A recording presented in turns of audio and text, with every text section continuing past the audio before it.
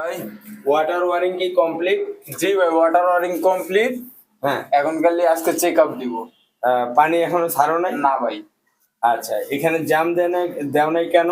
জাম দেই নাই কে, পানি আমরা চেক আপ দেবো। চেক আপ দিলে হ্যাঁ পরে মনে করেন জাম দিয়ে দিলাম, এই যে লিক বেরিয়ে দিল, হ্যাঁ এটা মনে করেন জাম আবার ভাঙতে হবে। হ্যাঁ। তাহলে এক কাজ দুইবার না করে একবার চেক আপ দিয়ে জাম দিয়ে। আচ্ছা, এই যে বেসিং এর এটা, জি, এইটাতে তোমার আর কোনো কাজ আছে? বেসিনের এখানে আর কোনো কাজ নাই, আপনার এখন খালি 1.5 ইঞ্চি পাইপটা ফিডিং করলে। না, বেসিং এর এখানে তোমার আরো কাজ আছে, তুমি ভুল বলতেছো। এই কেন জন্য বলো তো? জানা নাই। Water wearing a water wearing a আরো কাজ।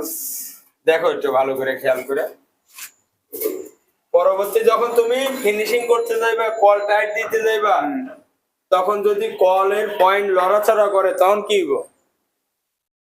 হ্যাঁ, তখন তো ঝামেলা। এই জন্য কি করতে হবে, ওই যে পয়েন্টের গোড়া